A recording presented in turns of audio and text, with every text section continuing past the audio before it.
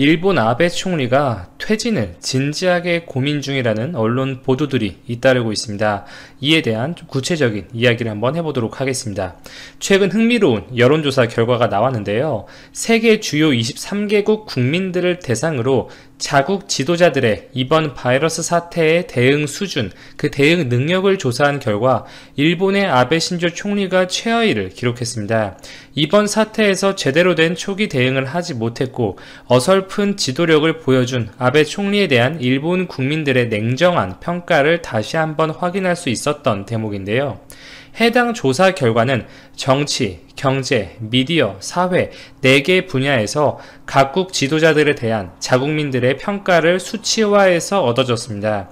일본은 이 4개 분야 모두에서 최하위를 기록했는데요. 특히 정치 부분에서 아베 정부의 대응력을 높게 평가한 일본 국민은 5%에 불과했습니다.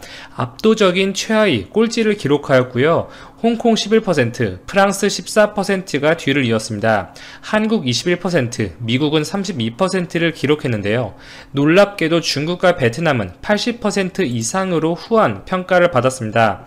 아무래도 체제적인 특수성이 작용한 결과로 보여지죠. 이 4개 분야를 합친 종합지수를 보더라도 일본은 16점으로 최하위를 기록했습니다. 해당 연구를 기획한 데이비드 CEO는 일본의 아베 정권에 대한 저평가는 최근 늘어났던 바이러스 감염자 숫자와 긴급사태 연장 선언 등으로 국민들이 현 정권에 대한 신뢰를 잃어가고 있는 것과 일치하는 결과라는 평을 했습니다. 특히 많은 국민들이 소극적인 PCR 검사, 5천억 이상을 투자했지만 실패로 평가받는 마스크 배급 정책, 투명하지 못한 정보 제공 등 이번 사태와 연관된 여러가지 부분에서 그 불신감이 커졌으며 많은 일본의 지방자치단체들이 최근 각자 도생에 나설 정도로 정부의 신뢰감과 영향력이 무너져가는 상황이라고 요약할 수가 있겠습니다. 일본 자국 내 상황을 보더라도 그 분위기는 비슷한데요. 산케이 신문, 후지 뉴스 네트워크 등이 실시한 여론조사 결과에서도 부정적인 인식이 확인됩니다. 이들 기관은 친정부 언론들이죠. 일본 정부의 이번 대응을 긍정적으로 평가하지 않는다는 응답이 57%였고 긍정적으로 평가한다는 답변 36%보다 훨씬 더 많은 포인트를 기록했습니다. 특히 위에서 언급드렸던 막대한 비용을 투자해서 전국 모든 가정에 1000마스크 2장씩을 배포하는 사업을 밀어붙였지만 이 마스크에서 곤충이나 이물질, 머리카락 등이 나오면서 큰 논란이 되었었죠. 아예 안준이니만 못하다 이런 이야기들도 나왔습니다. 더군다나 마스크 크기 보면 놀랄 정도로 작습니다. 이 아베 총리가 직접 해당 마스크를 이렇게 끼고 나오잖아요. 그럴 때 보면 이 턱을 충분히 덮지 못할 만큼 그 크기가 매우 작은 것을 볼 수가 있습니다. 일본 정부는 1000마스크의 규격이 세로 9.5cm, 가로 13.5cm로 제작되었으며 이는 입과 코를 가리기에 충분한 크기라고 해명을 했지만 실제 시판되고 있는 마스크의 통상적인 길이보다 1에서 3cm 정도 작기 때문에 사실상 아베가 야심차게 배포하고 있었던 마스크의 크기는 여성용, 아동용 사이즈에 불과했던 것이죠. 이것뿐이겠습니까? 마스크를 공급했던 기업들 중에 한 곳이 과거 방사능 유출 사고가 발생했던 후쿠시마현에 위치한 유스비오라는 것이 알려지면서 이 방사능 오염 논란까지 번진 바 있었습니다. 야심차게 사업을 추진했지만 국민들에게 외면을 받고 있고 결국 아베노믹스에 빗대어서 아베노 마스크라는 신조어마저 탄생하며 조롱당하고 있는 상황이죠. 이와 같은 아베노 마스크 사업에 대해서 응답자의 무려 75%는 부정적인 평가를 내렸고요. 또 하나 흥미로운 것은 최근 교도통신에서 시행한 여론조사 결과에서 현재 아베 정부를 지지한다고 응답한 유권자들 가운데 불과 7%만이 아베 총리에게 지도력이 있다 이런 응답을 했습니다. 대부분의 유권자가 다른 적당한 대안이 없기에 아베라는 인물을 지지하는 것이지 아베 총리의 개인적 호감, 그 매력도, 능력이 뛰어나서 현 정부를 지지하는 것은 아니라는 맥락이죠. 니혼게이자의 신문에서 비슷한 시기에 실시한 조사에서도 아베 정부를 지지하는 유권자들 가운데 13%만이 아베 총리는 지도력이 있는 인물, 즉 능력 있는 인물이라고 평가를 했습니다. 이 같은 수치들은 아베 총리가 8년 전 재집권한 이래 가장 낮은 수치라고 하는데요. 이 수치만 봐도 위기 상황이 짐작이 되는 것이죠. 이 같은 상황 속에서 또 다른 논란이 발생했습니다. 아베 총리의 부인인 아키에 여사가 일본 국민들에게 외출 제한을 당부하고 있는 상황 속에서 그 지인들과 지방으로 여행을 떠났고 벚꽃을 배경으로 찍은 사진이 공개되면서 아베 총리를 더욱 궁지로 몰아넣고 있는 상황입니다.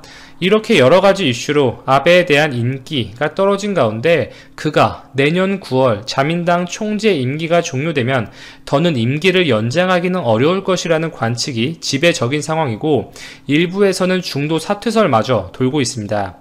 일본의 시사주간지 슈칸 아사히에서는 최근 아베 총리가 자민당 내 최대 파벌 호소다파 출신의 전직 총리와 만나 그 거취에 관한 심도 있는 대화를 나눴다고 보도했는데요.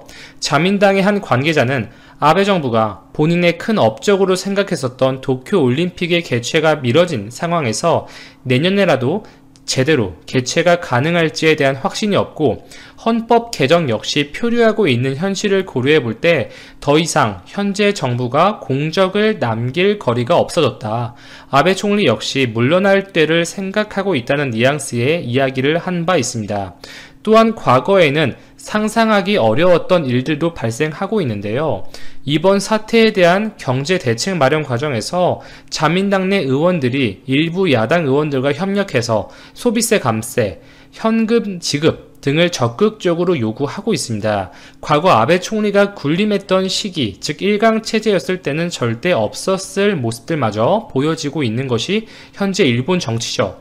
또 다른 일본 언론 주간 아사히는 아베 총리가 요즘 저녁 모임도 일절 갖지 않는다. 관저 안에서 고립감이 심해지고 있다. 이렇게 보도를 하며 그에게 황혼의 시간이 점점 다가오는 것 아닌가 이렇게 전망을 했고 벌써부터 포스트 아베의 후임을 둘러싸고 치열한 다툼이 벌어지고 있다고 보도했습니다. 이와 같이 혼란한 일본과 대조적으로 한국 정부가 미국에 긴급 지원한 마스크 200만 장에 대해서 미 국무부가 공식적으로 감사의 뜻을 표현했습니다. 현지 시간 11일 트위터를 통해서 이번 바이러스와의 싸움 중에서 미 연방재난관리청에 흔쾌히 마스크 200만 장을 지원한 한국에게 고맙다. 그리고 그동안 한국과 일본의 갈등, 작년부터 일본의 수출 규제, 화이트리스트 배제 등 여러 가지가 있었죠.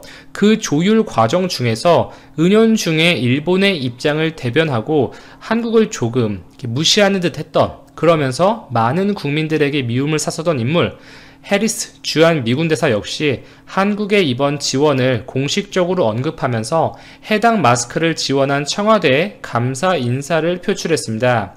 한국 외교부는 미국에 대한 이번 지원은 지난 3월 한미 정상통화를 계기로 이번 사태에 대한 공동 대응을 논의한 데에 대한 후속 조치로 국내 상황, 마스크 수급 현황, 우리의 동맹 국가인 미국에 대한 지원 필요성을 종합적으로 판단해서 고려한 결과다. 이렇게 설명을 해온 바 있었습니다.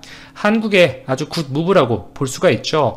미국 외에도 무려 70여 개의 국가가 지원 요청을 했다고 하는데요.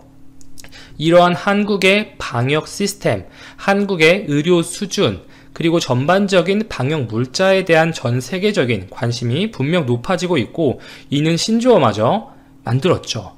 K-팝, 그것에 이어서 K-방역이 대세라고 할 만큼 한국의 방역 시스템은 다른 국가들에서도 굉장히 배워가려고 노력을 하고 있고 부러움을 사는 부분이다. 이렇게 볼 수가 있겠죠. 70여 개의 국가가 지원 요청을 했고 동맹 국가들부터 우선적으로 지원을 하겠죠. 그 중에 하나가 미국이었을 테고요. 이번 미국에 대한 지원이 좀 한미 동맹을 보다 굳건히 할 수 있는 좀 중요한 이벤트가 되었으면 합니다.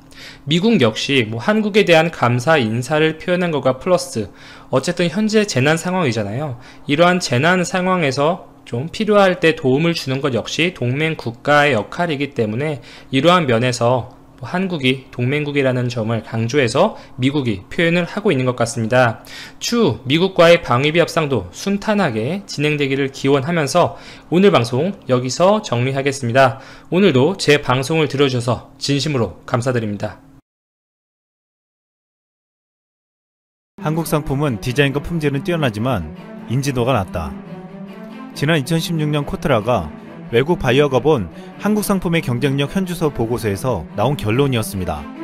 외국 바이어들은 우리나라의 제품의 디자인과 가격 대비 품질 면에서는 가장 높게 평가했지만 브랜드 인지도에서는 후한 점수를 주지 않았습니다. 특히 한국의 전기전자 제품은 기능 디자인 부문에서 경쟁력 1위를 나타냈지만 전기전자 제품의 브랜드 인지도에서는 일본, 독일 등의 선진국들보다 낮은 5위를 기록했습니다. 해외 바이어 10명 중 6명은 한국 상품을 수입하기 전에 우선 중국 제품과 비교한 뒤 결정한다고 말할 정도였습니다. 한국 브랜드는 결코 뒤지지 않는 경쟁력을 가지고 있었지만 인지도에서 일본, 미국, 독일을 이길 수 없었습니다. 수십 년 동안 이어온 전 세계인들의 인식을 바꾼다는 것은 쉬운 일이 아니었습니다. 심지어 삼성이나 LG의 브랜드를 유럽이나 호주에서는 일본 브랜드라고 인식한 사람들도 많았습니다. 한국 국가 브랜드는 2016년 이후 꾸준히 성장하고 있지만 최근까지도 역부족이었습니다. 지난 2019년 영국 컨설팅 업체 브랜드 파이낸스가 발표한 국가 브랜드 발표에 따르면 한국은 브랜드 가치가 전년보다 9% 증가한 9위였습니다. 이미 전세계에서 삼성과 LG는 최고의 가전이 되었고 현대와 기아차는 놀랍게 성장하고 있지만 아직까지 한국이라는 이름의 브랜드는 제대로 평가받지 못했습니다. 하지만 이번 사태로 인해 한국은 전혀 예상치 못한 놀라운 기회를 맞이했습니다. 한국은 이번 방역 성공을 계기로 선진사의 시스템을 가장 잘 갖춘 나라라는 긍정적인 이미지를 얻은 데 이어 최고의 품질을 자랑하는 한국산 진단키트와 방호복, 마스크로 인해 브랜드 가치가 급상승하게 된 것입니다. 그동안 해외 바이어들이 비교한다는 중국산과는 차원이 달랐습니다. 한국산에 대한 이미지가 높아지면서 진단키트를 수입하는 나라들은 메이드 인 코리아를 표기해달라고 요청하고 있고 우리 중소벤처기업부는 수출하는 진단키트 등 95개 제품에 브랜드 K를 붙이기로 했습니다.